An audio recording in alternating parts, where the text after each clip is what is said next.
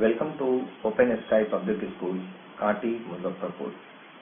Myself Pankaj Jha, BTech in Electronics and Instrumentation from Shastra University and HOD of Physics in Pathshala, IIT JEE and Medical near Chhapra Chowk. Hello everyone. Today we are going to start motion of class 9th, third lecture. So in the last lecture we have discussed about some topics, and these are: the first one was introduction of motion. Then we discussed reference frame. What is reference frame? तो reference frame वो point था जहां से कोई observer किसी other object के motion को analyse या ऑब्जर्व करता है. फिर उसके बाद हम लोगों ने रेस्ट एंड मोशन को पढ़ा. तो रेस्ट और मोशन दोनों ही रिलेटिव क्वांटिटी है जो डिपेंड करता है रेफरेंस फ्रेम पे. इसे हम लोगों ने डिस्कस किया था. And then after we discussed motion and the types of motion like vibrational motion, to and fro motion, oscillatory motion, circular motion, translational motion. तो कई टाइप्स के मोशन थे जिससे हम लोगों ने डिस्कस किया था. और फिर उसके बाद हम लोगों ने लास्ट टॉपिक जो डिस्कस किया था वो था डिस्टेंस एंड डिस्प्लेसमेंट. तो गाइस, डिस्टेंस एंड डिस्प्लेसमेंट में जो सबसे बड़ा डिफरेंस है वो ये है कि डिस्टेंस हमारा स्केलर क्वांटिटी है और डिस्प्लेसमेंट हमारा वेक्टर क्वांटिटी है. तो डिस्टेंस क्या है? तो डिस्टेंस वो टोटल पाथ है जिसपे कोई भी ऑब्जेक्ट ट्रेवल करता है. और डिस्प्लेसमेंट क्या है? तो वो shortest path between initial and final position होता है. आज हम लोग का जो पॉइंट ऑफ डिस्कशन होगा वो होगा स्पीड एंड वेलोसिटी. तो चलिए आज शुरू करते हैं स्पीड एंड वेलोसिटी से. तो गाइस, आज हम लोग डिस्कस करने जा रहे हैं speed and velocity. So what is the difference between speed and velocity? तो सबसे पहले तो आप ये जान लीजिए कि स्पीड और वेलोसिटी में क्या डिफरेंस है. तो स्पीड एक स्केलर क्वांटिटी है और वेलोसिटी एक वेक्टर क्वांटिटी है. आप जानते हैं स्केलर और वेक्टर क्या होता है? स्केलर क्वांटिटी उसे कहते हैं जिसके पास सिर्फ और सिर्फ मैग्नीट्यूड हो, और वेक्टर क्वांटिटी किसे कहते हैं? तो जिसके पास मैग्नीट्यूड हो और साथ ही साथ डायरेक्शन भी हो. ये बहुत ही आसान सा डेफिनेशन है स्केलर और वेक्टर का. तो गाइस, स्पीड कैसा क्वांटिटी है हमारा? स्केलर. और वेलोसिटी कैसा क्वांटिटी है? वेक्टर. तो स्पीड में क्या होगा? सिर्फ और सिर्फ मैग्नीट्यूड होगा, और वेलोसिटी में क्या होगा? मैग्नीट्यूड तो होगा ही, साथ ही साथ डायरेक्शन भी होगा. आइए थोड़ा सा और समझते हैं.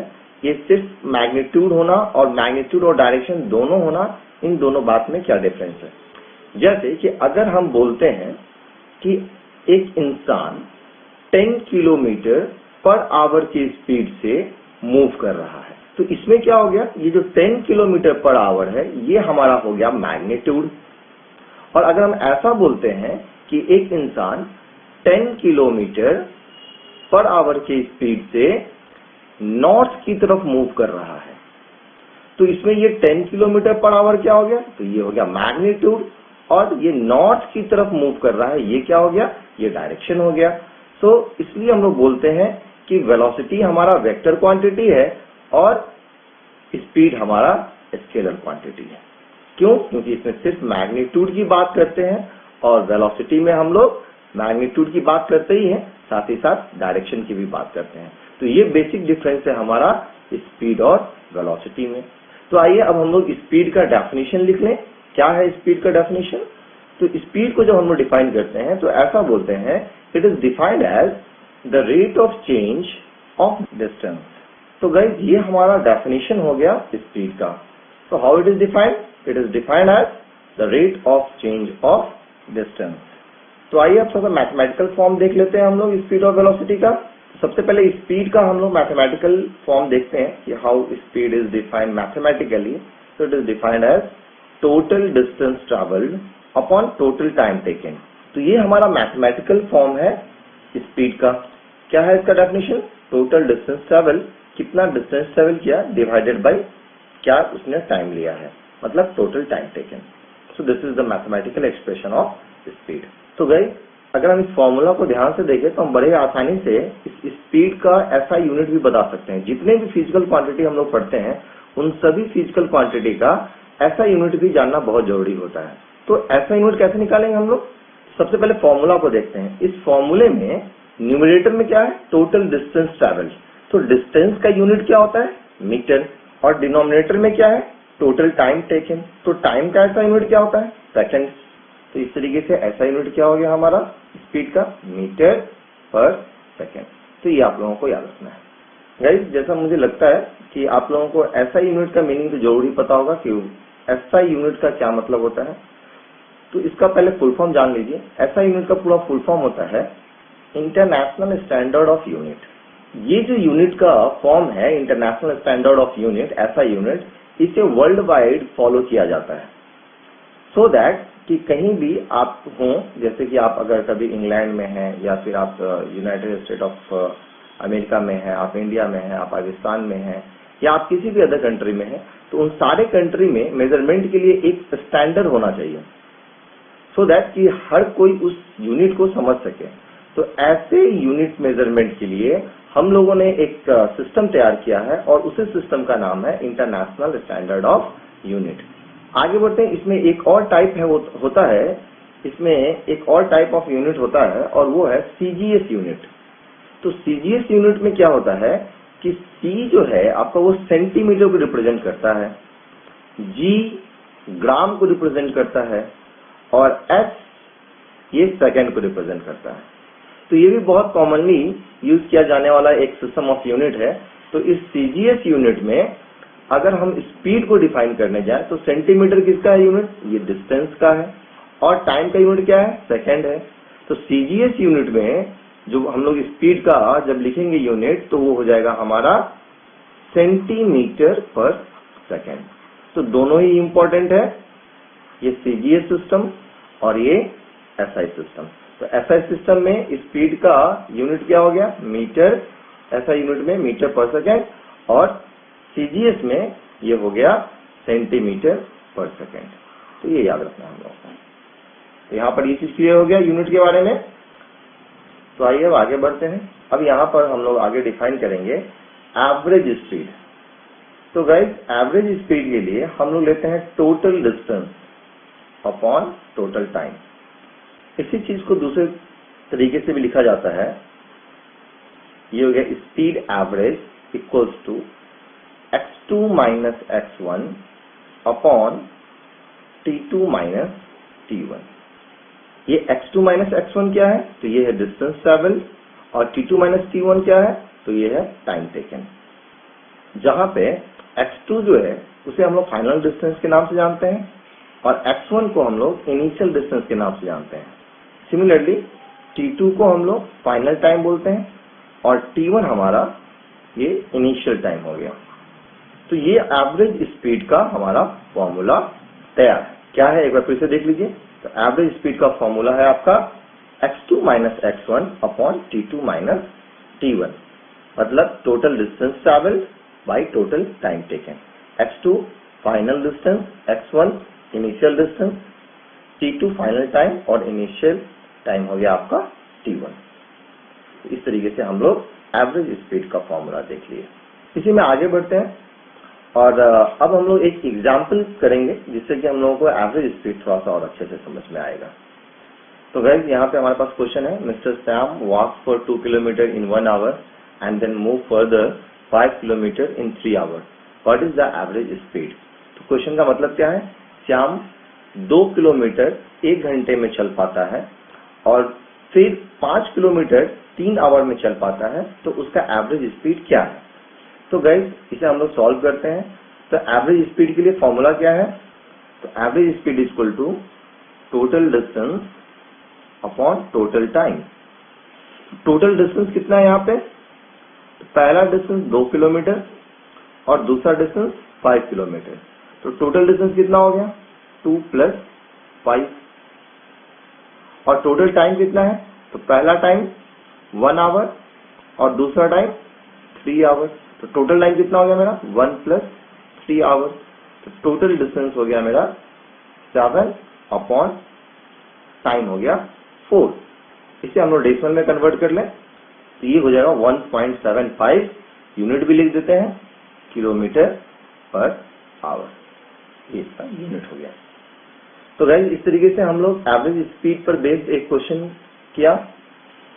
फ्रेंड्स अब हम एक ग्राफिकल एग्जांपल करेंगे और उससे स्पीड को और अच्छे से समझेंगे। फ्रेंड्स सपोज करिए कि कोई एक इंसान है जो पॉइंट ए से शुरू करता है और इस रास्ते से होते हुए ये बी पे पहुंचता है और फिर B से होते हुए ये इंसान चलते हुए C पे पहुंच रहा है और A से B तक का जो डिस्टेंस है, यहाँ से यहाँ तक जाने का जो डिस्टेंस है A से B तक, वो डिस्टेंस है लेट्स से 10 किलोमीटर और A से लेके C तक का जो टोटल डिस्टेंस है वो है मान लीजिए टोटल 40 किलोमीटर। इस तरीके से हम लोगों ने यहाँ पे मेंशन भी कर दिया है क्वेश्चन में कि A से लेके B तक का डिस्टेंस है हमारा 10 किलोमीटर और A से लेके C तक का हमारा डिस्टेंस है 40 किलोमीटर। कुछ और इन्फॉर्मेशन दिए हुए हैं यहाँ पे और वो है टाइम को लेकर के। तो टाइम हमारा A से लेके B तक जाने में जो है वो लगा 2 आवर और A से लेकर के C तक जब गया तब जो इसको टाइम लगा है 5 आवर। मतलब जब ये B पर पहुंचा था उस टाइम तक 2 घंटे हो चुके थे और जब ये C पे पहुंचा था तो उस टाइम तक टोटल 5 घंटा हो चुका था। क्वेश्चन मेरा ये है कि what is the average speed between B and C। Question क्या है हमारा, what is the average speed between B and C। B से लेकर के C तक जाने में इस इंसान का एवरेज स्पीड क्या है। तो गाइस 3 स्टॉप है A, B और C। ये इंसान पहले A से लेकर के B तक गया, फिर B से होते हुए ये C पे गया। A से लेकर के B तक जाने में जो टोटल डिस्टेंस हुआ वो 10 किलोमीटर हुआ और जब ये B से होते हुए C पे पहुंचा है तब इसका टोटल डिस्टेंस 40 किलोमीटर हो चुका है। तो ये इसके डिस्टेंस का मेंशन हो गया। नेक्स्ट टाइम का मेंशन कर ले हम लोग। तो टाइम जब ये A से B तक पहुंचा तब टोटल 2 घंटा हो चुका था, 2 आवर्स हो चुके थे और जब B से लेकर के ये C तक गया तब टोटल टाइम 5 आवर्स हो चुके थे। इसमें पूछा क्या है, तो B से लेकर के C तक जाने में इसका एवरेज स्पीड क्या था। तो आइए इसे सॉल्व करते हैं हम लोग। यहाँ पे सॉल्यूशन करते हैं इसका हम लोग। एवरेज स्पीड फॉर्मूला क्या है एवरेज स्पीड का, तो x2 minus x1 upon t2 minus t1। तो फाइनल डिस्टेंस क्या है मेरा, x2 कितना है मेरा, ये है 40 किलोमीटर।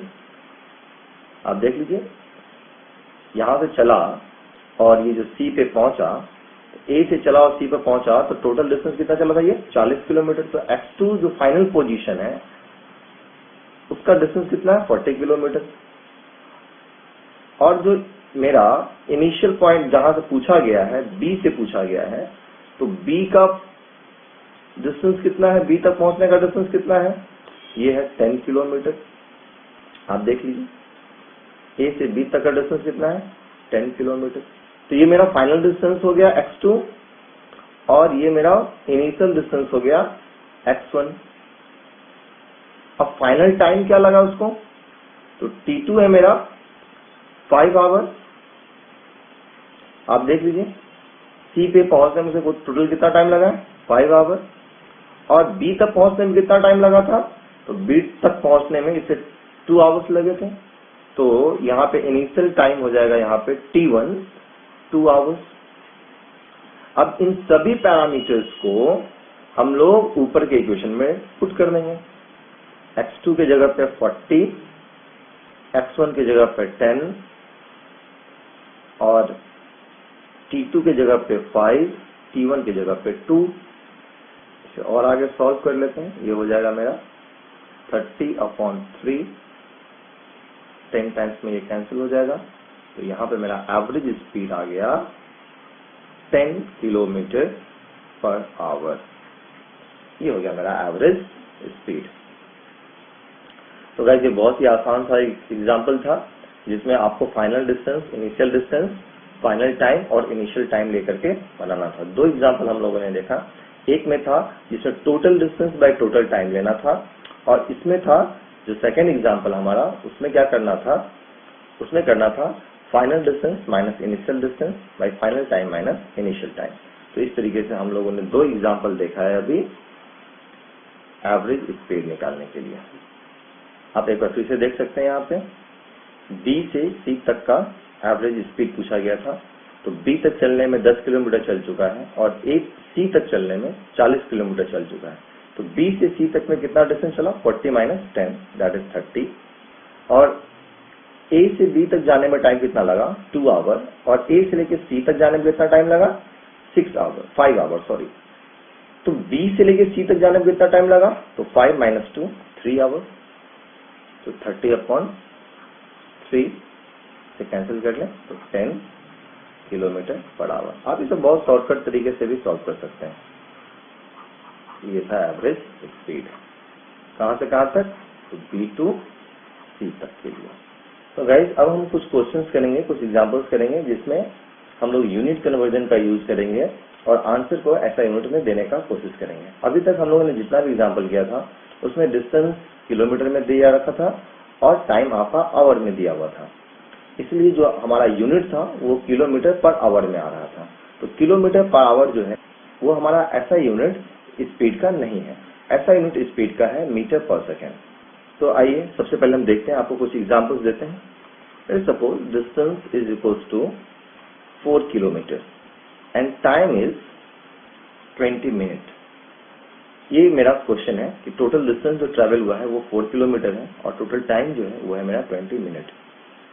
तो जब कभी अगर हमें इसका आंसर देना होगा ऐसा यूनिट के टर्म्स में, तो हम लोग इस 4 किलोमीटर को ऐसा यूनिट में कन्वर्ट करेंगे।